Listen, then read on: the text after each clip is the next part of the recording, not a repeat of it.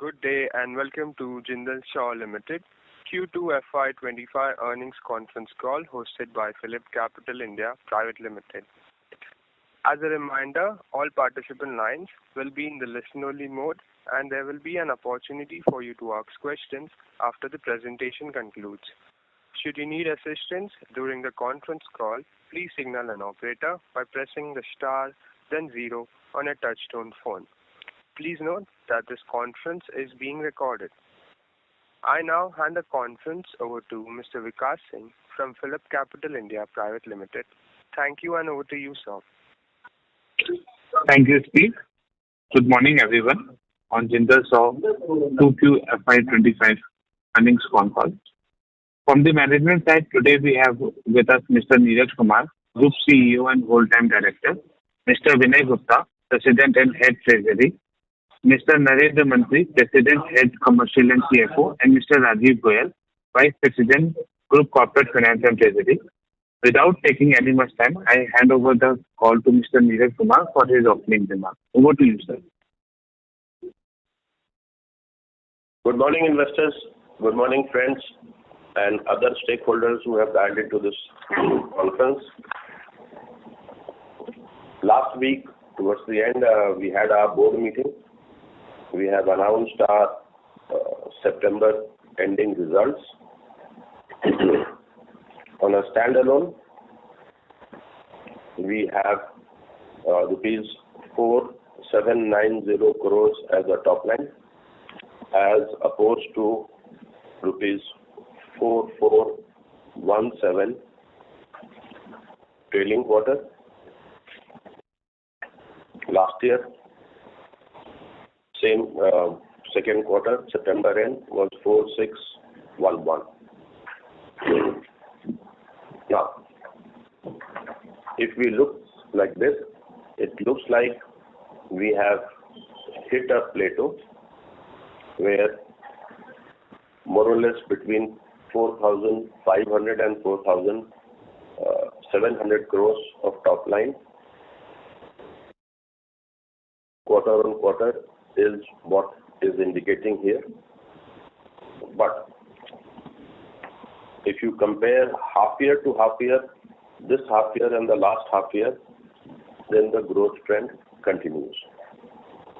Going forward, we definitely expect that the turnover would be in this range, maybe a little modest growth, but will be in this range. Now turning our attention to EBITDA. For this quarter, we have declared 875 crores as opposed to 842 trailing quarter, 751 corresponding quarter last year. Half year basis, 1717 crores for this half year.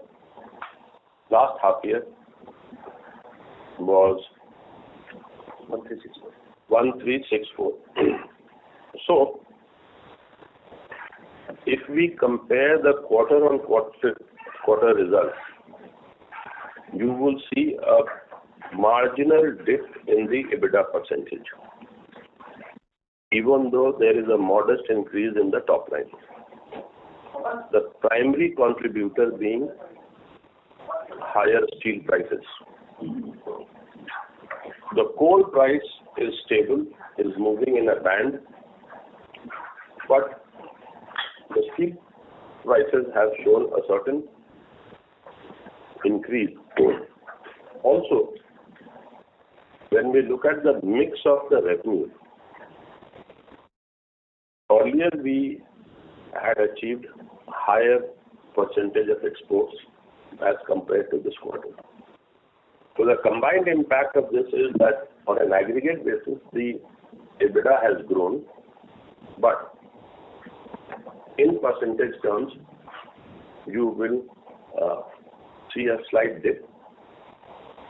Going forward, we expect this trend to continue. We are hoping that the steel prices will stabilize, and if that happens, then we may see that we may go back to the original close to 19% EBITDA margin. One thing that seems to be very clear from this result, that in the last 2 years, there is a clear break from the EBITDA percentage which used to be around 12 to 14. Now we are in the range of 18 to 19. We are likely to continue there for at least a few quarters. Then, depending on the new product that is being developed, the new industry segment that we are trying to enter, we may see a higher percentage margin. Otherwise, if you look at the other important factors, the financial expenses are well within control. There has been a reduction in debt after the declaration of the 30th September results. We have also repaid a large tranche of the term loan. So in the next quarter, you would see a further reduction in debt. As I have always been saying, working capital debt is also a function of the turnover. So we expect the working capital debt to be in the same region. But in term loan, you will definitely see a reduction because we have paid a large tranche of term loans after September. That's already paid. Going further down, PBT, again, 625 for this quarter, 601 for the trailing, and 478 for the last. Half year, the gap is larger because, as I said, now we appear to be on a very stable high plateau, which we hope to maintain for the next quarter or two. But this has come after many quarters of very healthy growth. PAT is a function of how the tax is behaving. So 477, 446 and 351 correspondingly for this quarter, trailing quarter, and the corresponding quarter last year. Half year, we are at 923. Last year, half year, we were at 630. So there is a definite improvement in the financial statement. If you look at the debt side, if you look at the profitability side, except for the factor of increase in steel prices, which has got the EBITDA percentage to sales marginally down. The other major item of the balance sheet, debt, is well within control. If you look at the debt in correspondence with the level of activity, the level of top line and others, it shows a further improvement. And this is likely to continue. Turning our attention to the consolidated, it shows a similar trend. And it gives us comfort that even the subsidiaries have now stabilized in their performance. They all are contributing at all levels, right from EBITDA down to PBT level. PAT, there is a marginal difference because the tax incidence in those countries is a little more.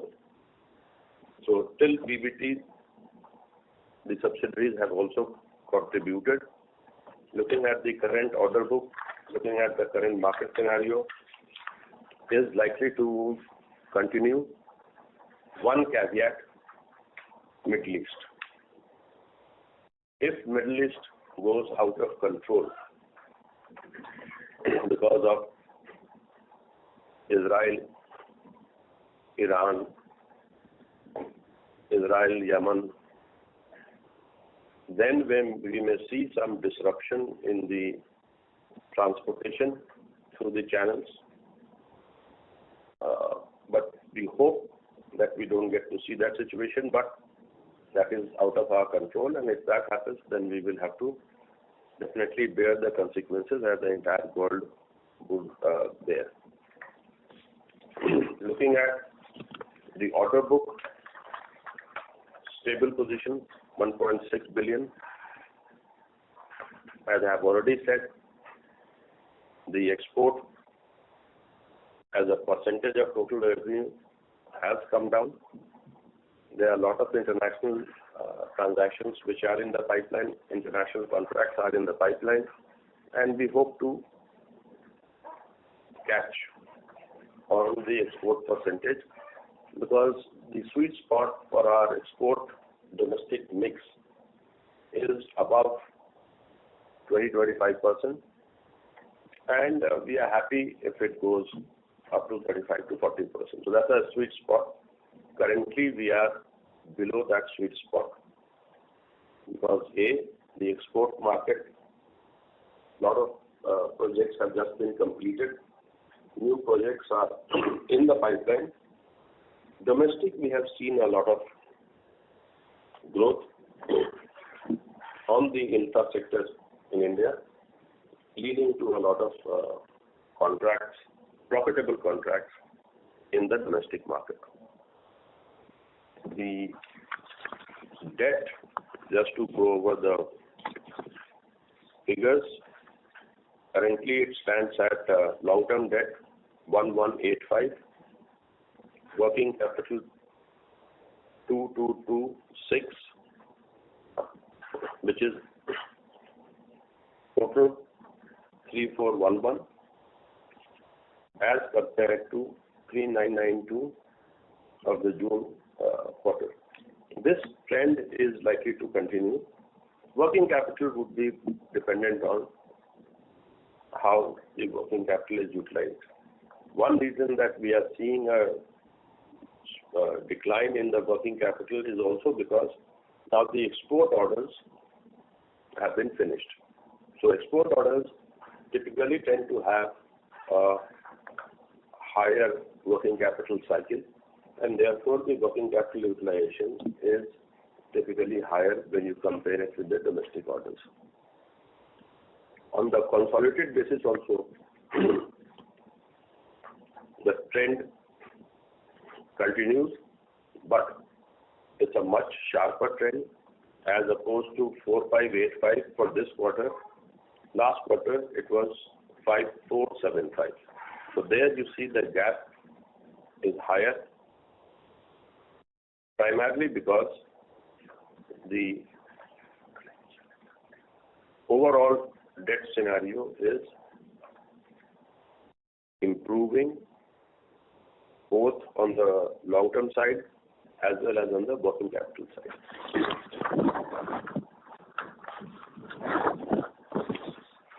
So to sum up our first segment on the financial results,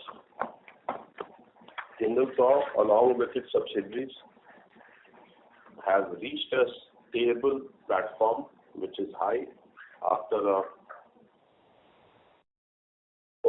few quarters of high growth. We expect it to stay there for the next quarter or two. Then we definitely see a spurt because our export basket will improve. Some new products are getting introduced, higher margin products are getting introduced, and definitely after 1 or 2 quarters of stable performance or a modest growth performance, we will definitely see a further growth. That is what our expectation is. That is how we see our performance going forward.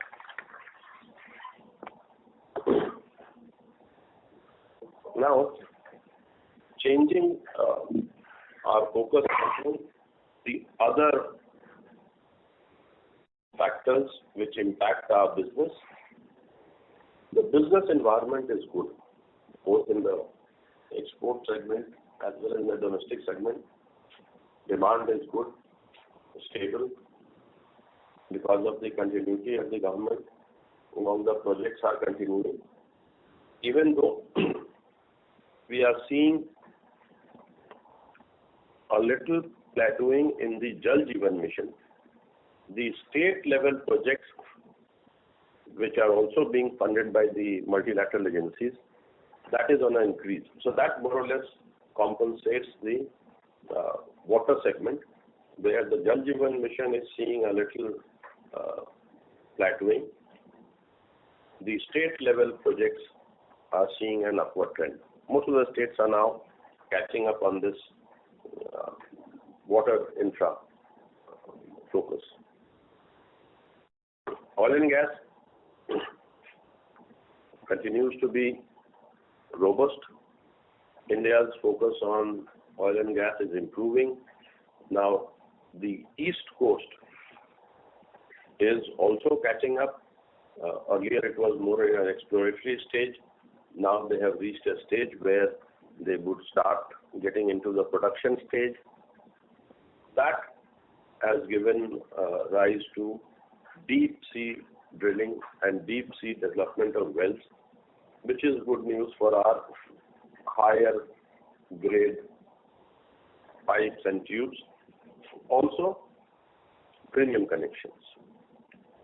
Because typically the deep sea drilling, the deep sea well development needs premium connection coupled with higher grade of pipes and tubes. So oil and gas is good. Pellet, we continue to be stable. We continue to run at a very high capacity.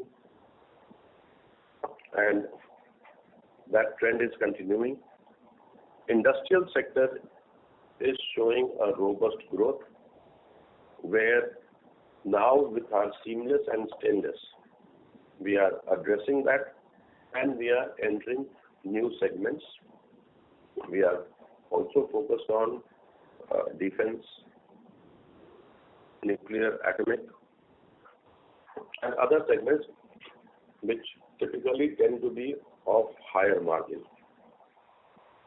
Internationally also, we are seeing in all sectors, industry, oil and gas, and water, the demand is robust and is growing. We may enter the US market with our new products in the seamless and stainless. That would be an area of growth in the export market, which in tonnage may appear to be modest, but in margins, it is likely to be high margin business. Debt we have already spoken. Rest, more or less, things are all as expected. CapEx has been modest as per the trend, normal CapEx. We are carrying out certain improvements in terms of the coke oven battery is getting renewed. The Hare Samundaram is getting de-bottlenecked. And there are few other, Nasik is in the middle of implementing a project where its capacity is going to have a significant increase. The capacity might increase by 40 to 50%. Those are areas where once we de-bottleneck the Hare Samundaram, once the new capacity comes up for in Nasik, once the coke oven battery, etc., in Mundra, they all become stable, they all become operational. That would help us in the next phase of growth.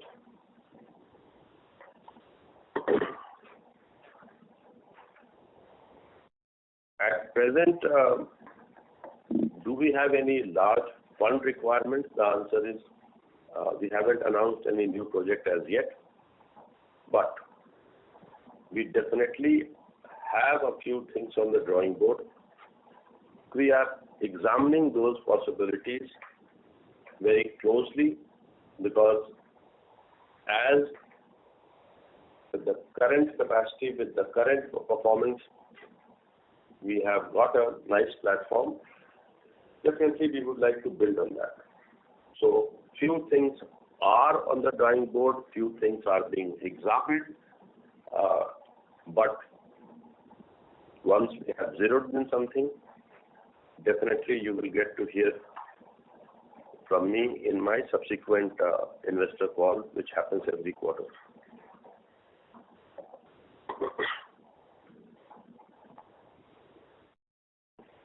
Looking at all of these,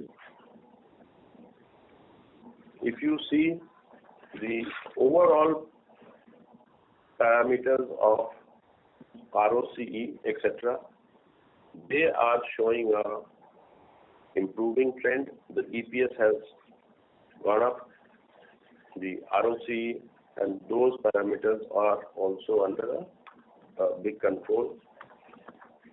We continue to remain focused on pipe business and unrelated business, although it's not a part of Jindal Saw or this Jindal Saw and its subsidiaries, but we have in the last quarter monetized our rail business, which is helping us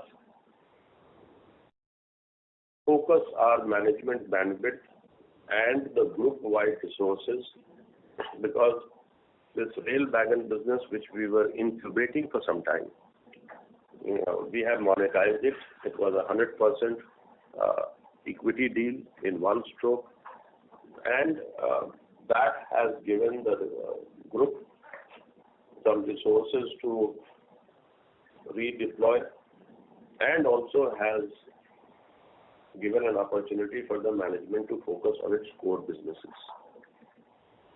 So all in all, we are going along well. We will continue to go well. We have a visibility for the next 2 quarters, and the good performance will continue. Let me stop here and take some questions. My request to our investors has been, if you have some very specific question about one specific element, I would request you, we may not have all the details on the table at present. The right forum for that is send a mail, and that would be properly responded with facts and figures. So with that caveat, let me take some few questions. Thank you. Thank you very much. We will now begin the question and answer session. Anyone who wishes to ask a question may press star and 1 on their touchtone telephone. If you wish to remove yourself from the question queue, you may press star and 2. Participants are requested to use handset while asking a question. Ladies and gentlemen, we will wait for a moment while the question queue assembles.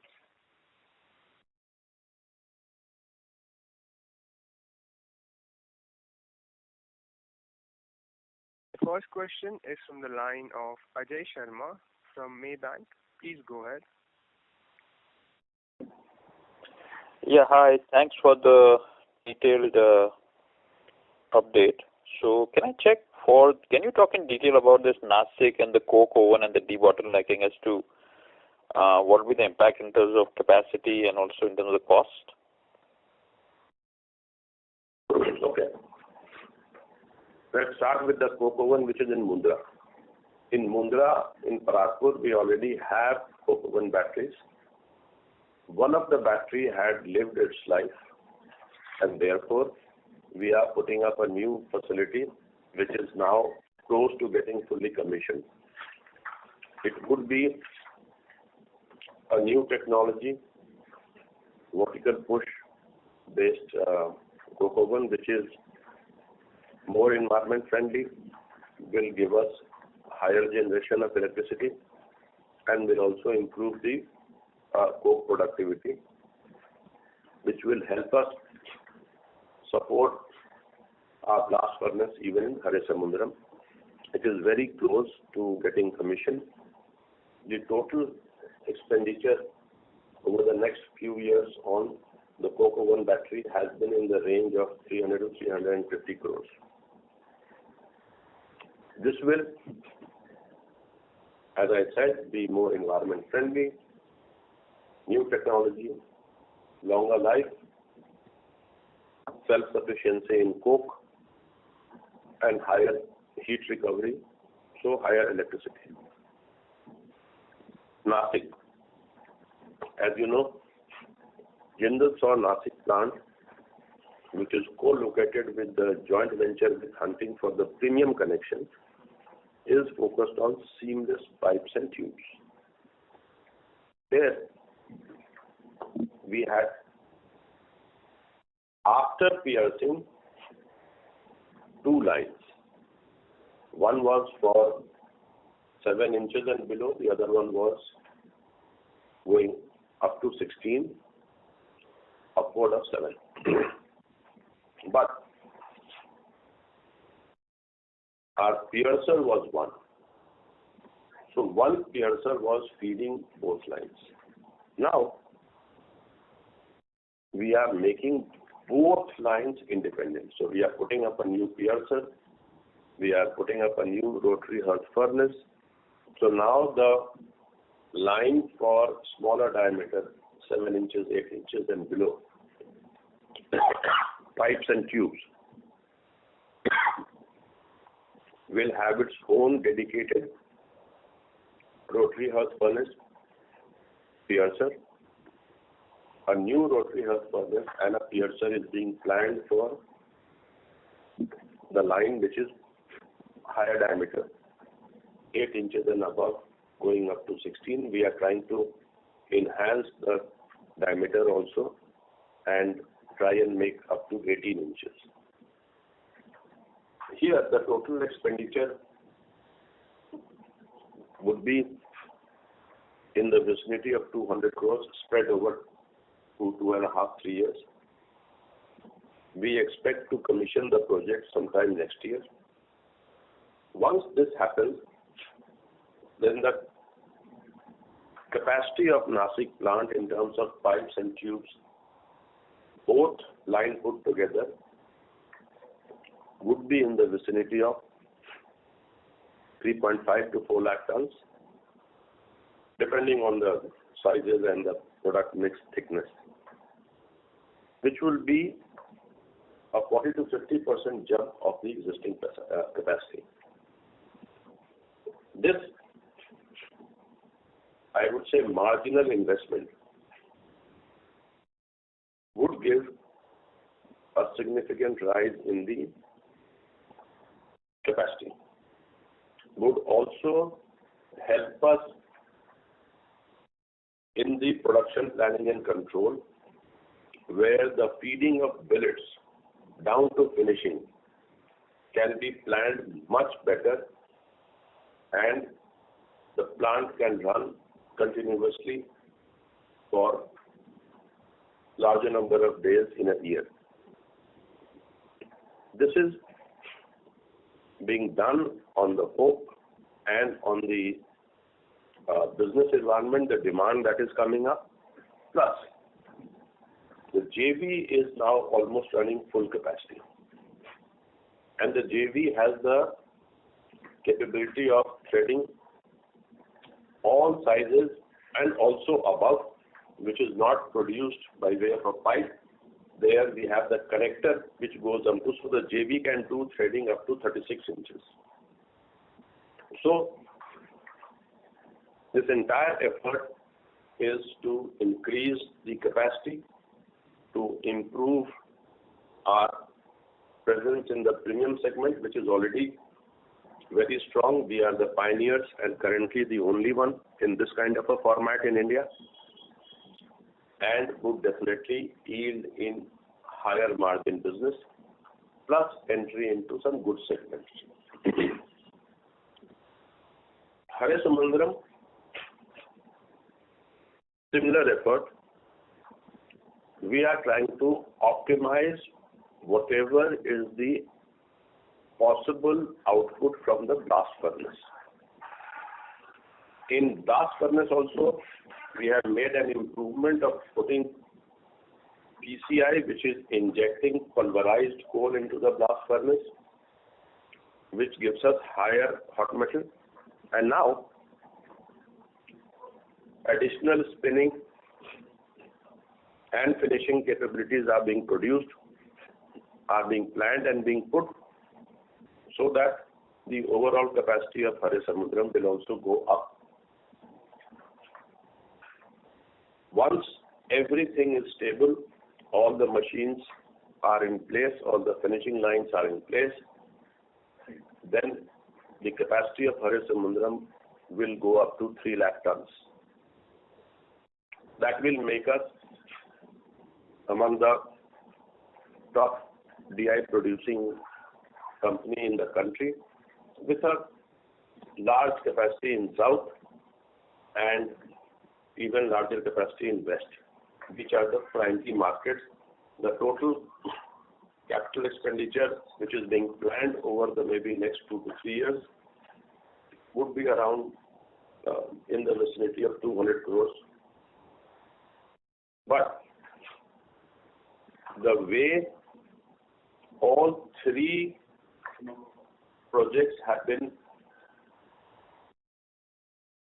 timed, that there is no bunching of capex, and therefore you are seeing that on all these fronts there is a improvement in capacity, efficiency, and there is a certain amount of capex that is being spent, but they all are spread in such a manner that we are still able to contain our term loan to around 1,000. Now, in fact, we have come down to less than 1,000 crores of term loan, where our net worth is upward of 6,000-7,000 crores.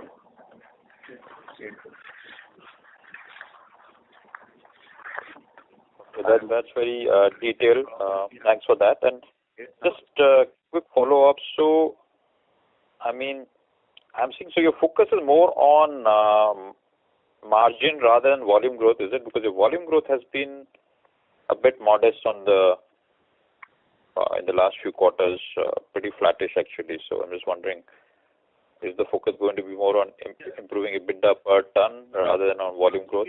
More on the focus definitely is continued to be more on the margins, and that is how we could break away from the 13-14 range where we were there for some time. Now we are in the 17-18 range. The idea is to maintain and even take it higher. But now with all these that I have just now spoken about, the capacity also is going to go up, and that would be necessary for the next phase of growth, top line growth, which you should start seeing after maybe 1 or 2 quarters. Okay, excellent. Thank you very much. Thank you. The next question is from the line of Sunil Kothari from Unique PMS. Please go ahead. Thanks, sir, for opportunity, and really very well explained on so many things. Just very broad understanding from you. What I want to understand is, sir, what has changed from this margin trajectory of say 12-14% to now 16-18% range, and on what basis it gives you confidence to maintain this? Will be really helpful. Okay. Why we could break away from the 13-14 and now we are in the 18-19 and we feel confident that we'll stay there? A, better capacity utilization. Just go back one quarter, we were very happy with an order book of around 1 billion. Now we need 1.6 billion. Also, if you see quarter on quarter, now we are around 1.6 and we remain around 1.6. So the run rate has gone up, so better capacity utilization. Okay. B. Higher capacity utilization means lower cost of production, better allocation of the overheads, better allocation of all the fixed costs. C.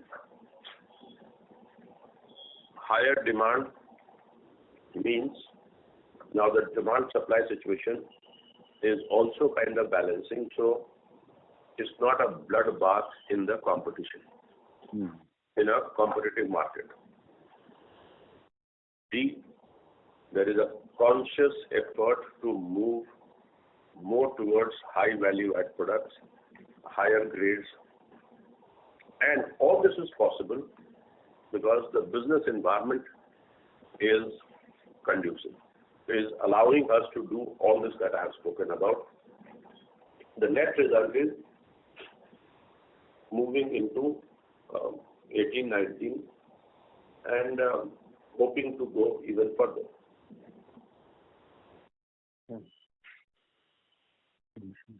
Great, sir. And sir, the second point is, you've spoken about so many efforts to reduce costs, improve value-added products, new market segment where we are entering.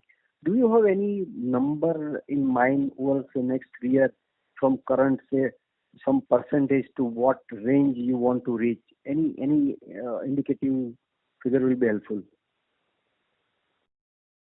See, we would be very happy if we are able to achieve 15-20% of our revenue from value-added products. But that's a little far away. All efforts are being put in that direction because in the pipe and tube segment where we are the established market leader,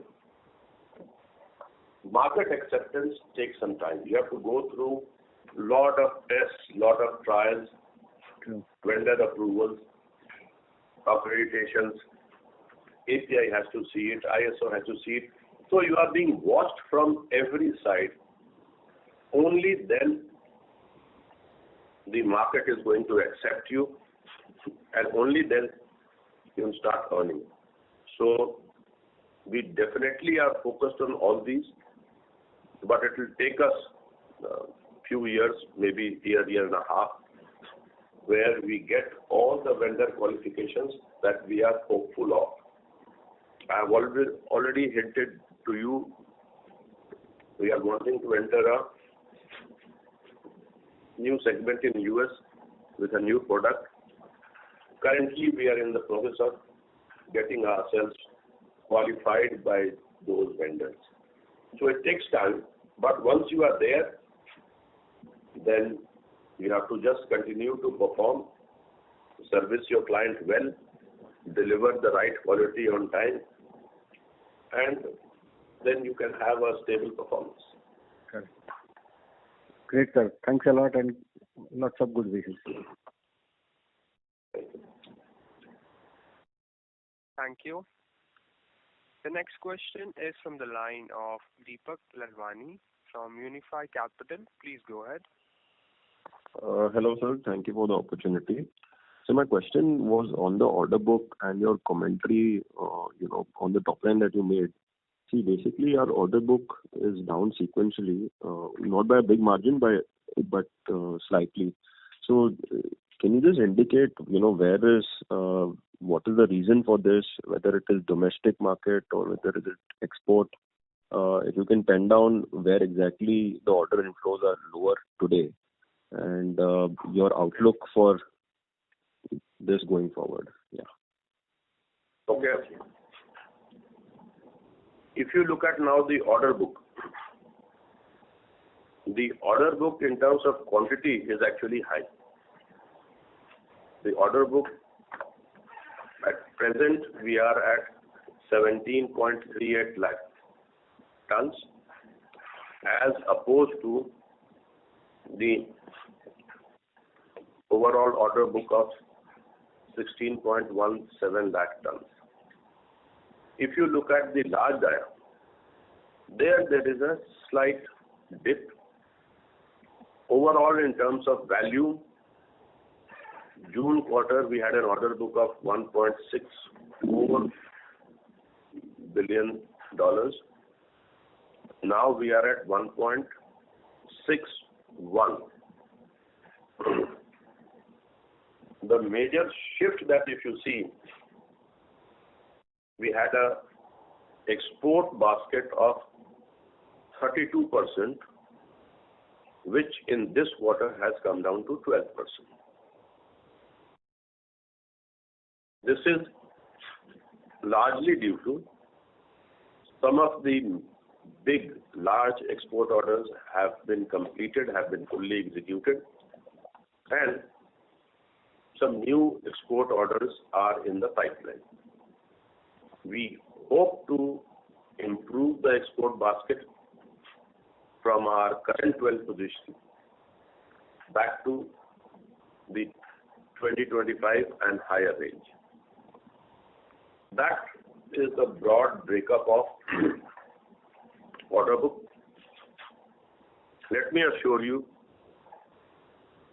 it shows slight lower number in terms of value, but in terms of tonnage, in terms of range, and in terms of our current pipeline of, this is not a matter of concern for us.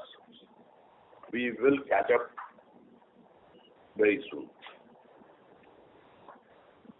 Right. Understood, sir. And this export opportunity that you're talking about, your 12% share going to 25, can you pen down which countries are you focusing on and which segment, whether it is water or oil and gas? Largely it is water, and the countries that we focus on are centered around Middle East. We are making a lot of efforts to break into Africa, but we haven't achieved great success there.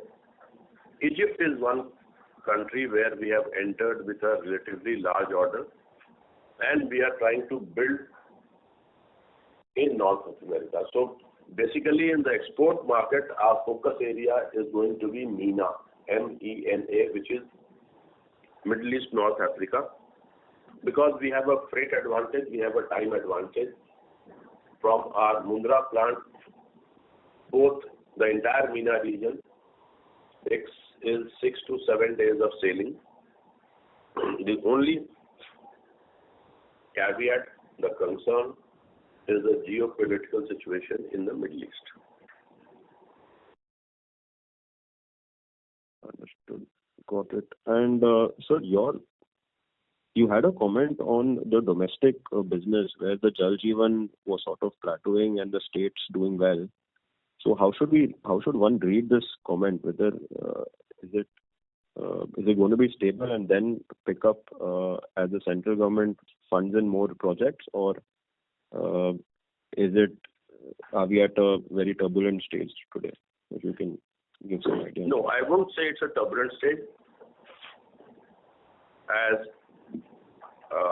far as the stakeholders are concerned, again, since we always give you all the insights, this is an insight we have given you, but this should not be a matter of concern, because what is the plateauing of Jal Jeevan Mission is more than compensated by many states joining the bandwagon of their own irrigation, their own water grid, and the good part is many of these states have also been able to achieve multilateral funding.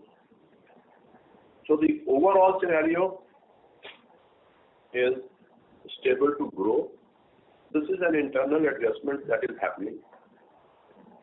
Now, it will be difficult for us to comment on the Government of India and state relationship. the plateauing of the Jal Jeevan Mission we are seeing, because Jal Jeevan Mission was supposed to be jointly funded by states and the center.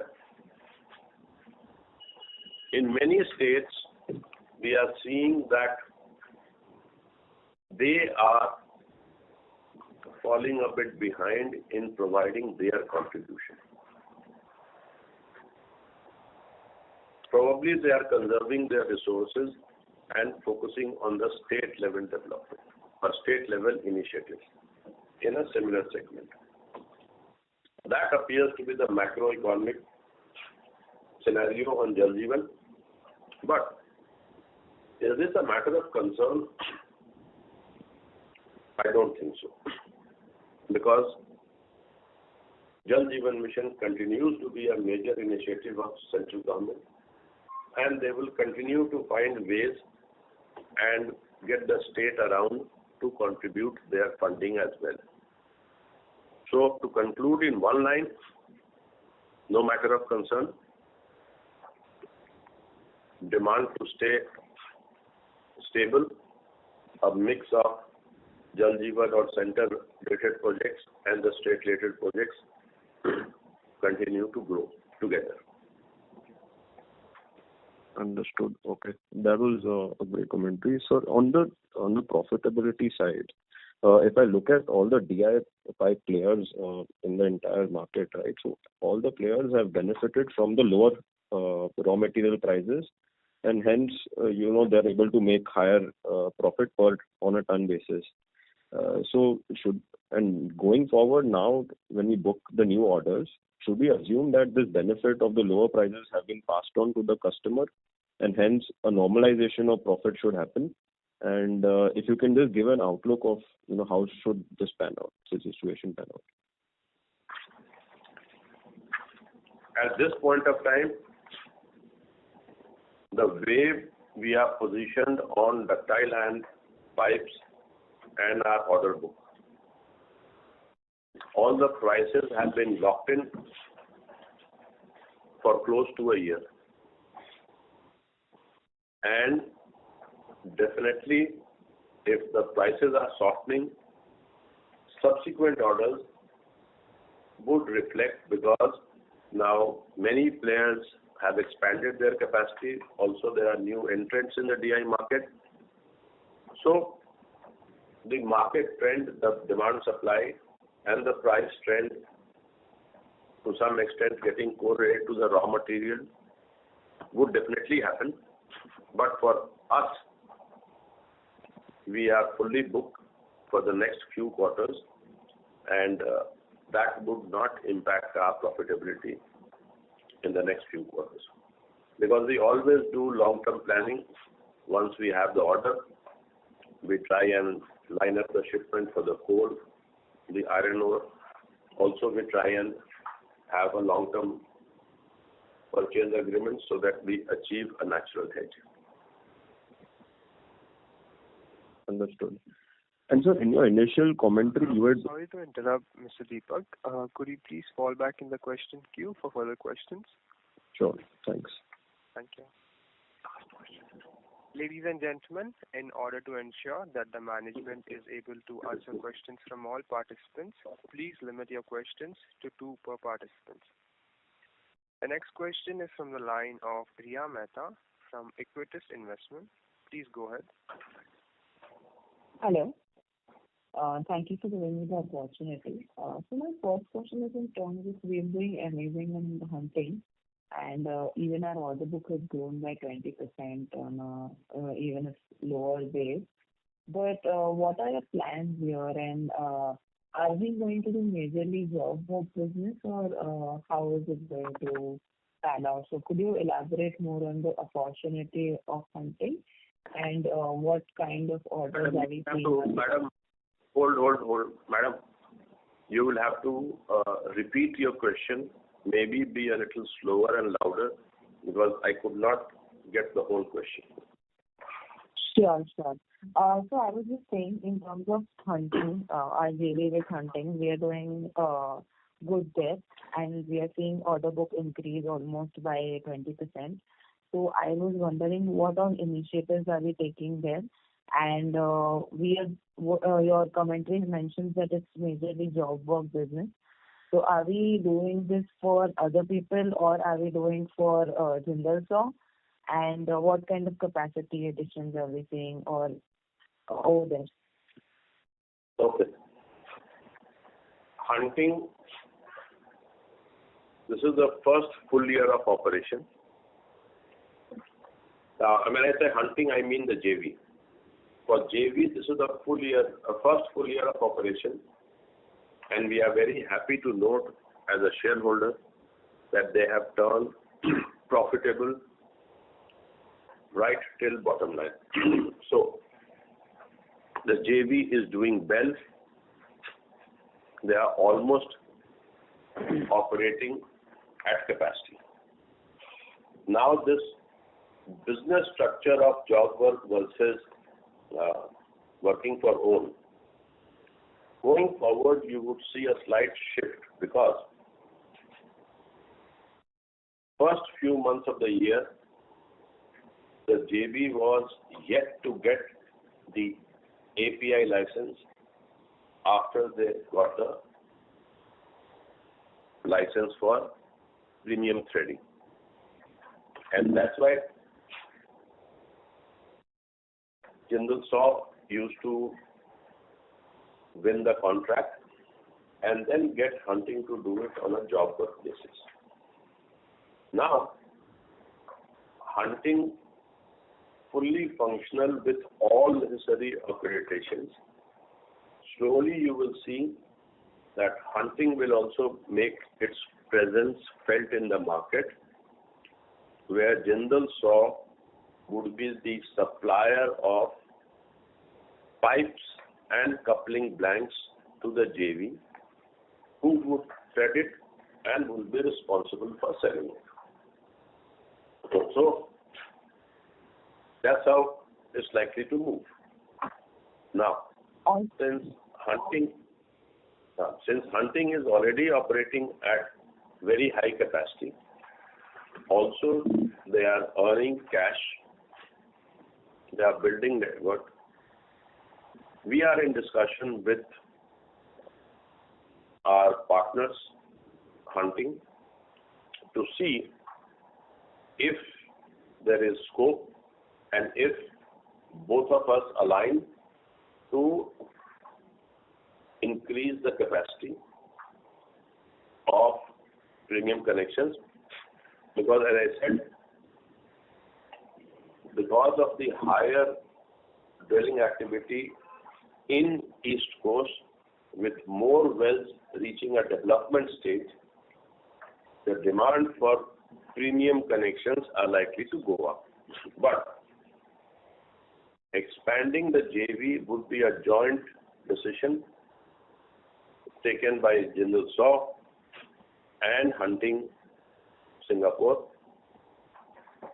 As Jindal Saw is concerned, we will support this initiative, but it will have to be discussed in much greater detail. Hunting will have to take all its internal approvals, and then only it will come into being, then only it will come and get actualized.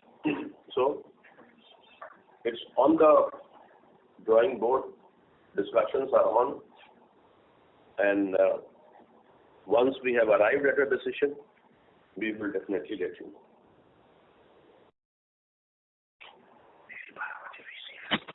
Thank you. The next question is from the line of Radha from B&K Securities. Please go ahead. Hello, am I audible? Yeah. Yes, sir. So thank you for the opportunity and congratulations on good results.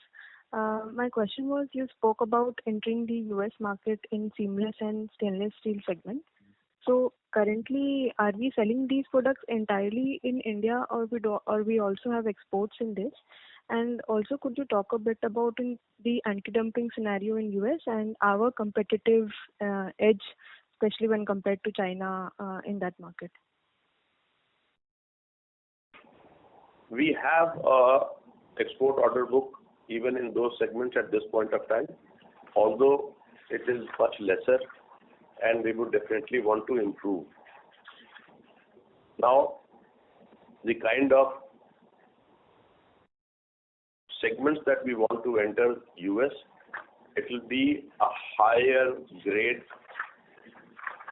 higher application, and there, since it is not a commodity product, we expect that we will not get caught into this anti-dumping, because so far, whatever is the export market is more on a normal grades, normal categories, normal applications. So once we break into the US market the way we are planning, then the anti-dumping will not impact us.